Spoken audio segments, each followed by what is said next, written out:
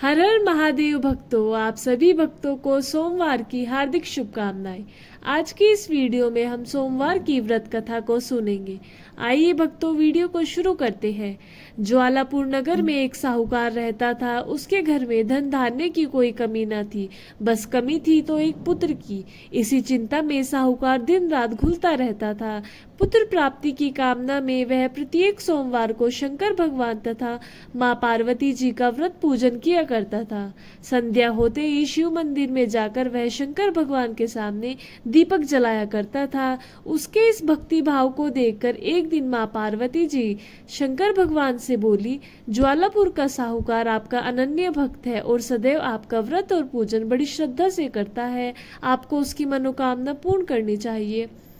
माँ पार्वती जी का आग्रह सुनकर भगवान शंकर टाल ना सके और बोले, हे पार्वती, उस साहूकार के कोई पुत्र नहीं है। विधि के विधान अनुसार उसके भाग्य में पुत्र ना होने पर भी मैं उसे पुत्र प्राप्ति का वर देता हूँ, परंतु उस पुत्र की आयु केवल 12 वर्ष की होगी। इसके पश्चात वह मृत्यु को प्राप्त हो जाएगा। शिव और पार्वती का यह वार्तालाप साहूकार सुन रहा था।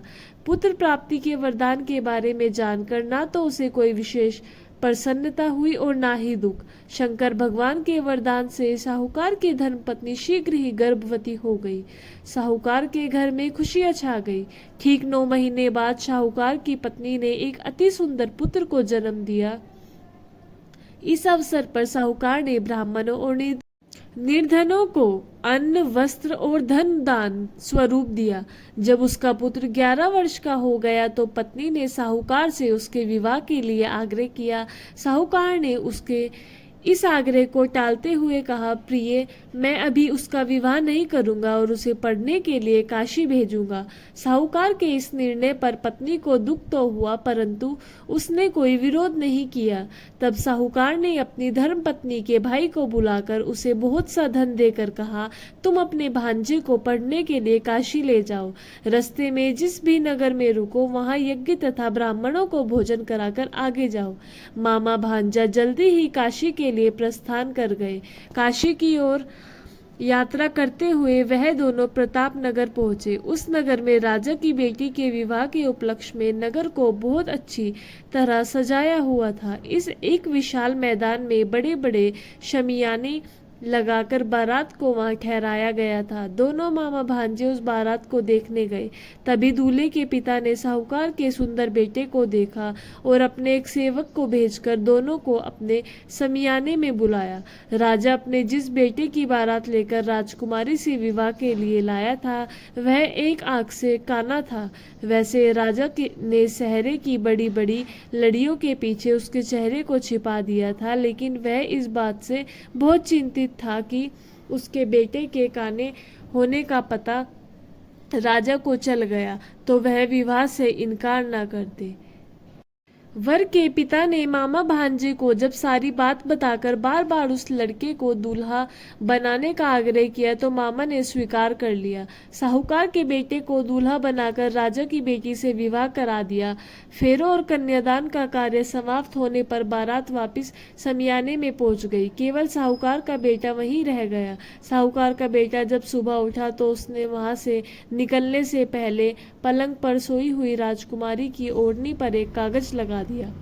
उस कागज पर उसने लिखा था, तुम्हारा विवाह तो मेरे साथ हो गया, परंतु जिस दूल्हे के साथ तुम्हें विदा किया जाएगा वह काना है। मैं उच्च शिक्षा के लिए काशी जा रहा हूँ। जब सुबह राजकुमारी सोकर उठी तो उसने अपनी ओढ़नी पर लगा कागज जल्दी से खोलकर पढ़ा। पढ़कर राजकुमारी सन्न रह गई। उसी समय राजकुमारी ने अपने पिता को सारी बात बताई। राजा ने दूसरे राजा के लड़के के साथ राजकुमारी को विदा करने से इनकार कर दिया। राजा अपने बेटे और बारात के साथ खाली हाथ लौट आया। उधर साहूकार का बेटा और उसका मामा काशी जा पहुंचे थे। वहां जाकर मामा ने यज्ञ करना और भांजे से पढ़ना शुरू करा दिया। जब लड़के की आयु 12 वर्ष हुई तो उसकी मृत्यु का दिन समीप आ गया। मामा को इस संबंध में कुछ पता नहीं था। उसने एक बहुत बड़े यज्ञ का आयोजन किया। जब अभी यज्ञ अभी चल ही रहा था कि लड़के ने अपने मामा से कहा, मेरी तबीयत कुछ खराब हो रही है मामा जी, मैं कुछ देर आराम करना चाहता हूँ, आप यज्ञ का कार्य पूरा कराते रहिए। लड़का अपने कक्ष में जाकर लेट गया। शंकर भगवान के वरदान के अनुसार लेटे ही लेटे उसके प्राण पखेरु उड़ गए। यज्ञ के बीच मामा ने कक्ष में जाकर लड़के को जब मृत अवस्था में देखा तो उसे बहुत दुख हुआ, लेकिन यज्ञ के विघ्न पड़ने के डर से उसने स्वयं पर संयम रखा और इस बात की चर्चा किसी से नहीं की। ब्राह्मणों के जाने के बाद उसने रोना पीटना आरंभ कर दिया। संयोगवश उसी समय शिव पार्वती यज्ञ स्थल के ऊपर से गुजरे। शंकर भगवान और पार्वती जी ने समीप जाकर देखा तो उन्होंने उस साहूकार के मृत बेटे को फौरन पहचान लिया। पार्वती जी कहने लगी, भगवान, यह तो ज्वालापुर के साहूकार का वही बेटा है जो आपके वरदान से पैदा हुआ था। प्राणनाथ, किसी भी तरह साहूकार के बेटे को जीवित कीजिए, नहीं तो इसके माता पिता तड़प तड़प कर मर जाएंगे। पार्वती जी के आग्रह को शंकर भगवान टाल ना सके और उस लड़के को जीवित कर दिया। साहूकार का पुत्र ओम नमः शिवाय कहता हुआ उठ गया। शिव और पार्वती कैलाश पर्वत को चले गए। कुछ दिनों बाद मामा भांजे दोनों पुणे प्रताप नगर पहुंचे। वहां पहुंचकर मामा भांजे ने वहां यज्ञ किया। संयोग से उस नगर का राजा उस स्थान से गुजरा। राजा ने साहूकार के बेटे को यज्ञ करते देखा तो फौरन ही उसे पहचान लिया। अतः वह उस दिन को उन दोनों को महल में ले आए। कुछ दिन उन्हें महल में रखा, दोनों को खूब आदर सत्कार किया और फिर बहुत सा धन, बहुमूल्य स्वर्ण आभूषण और वस्त्र देकर राजकुमारी के साथ उन्हें विदा कर दिया। 10 दासियां के अलावा उनकी सुरक्षा के लिए बहुत से सैनिक भी साथ भेजे।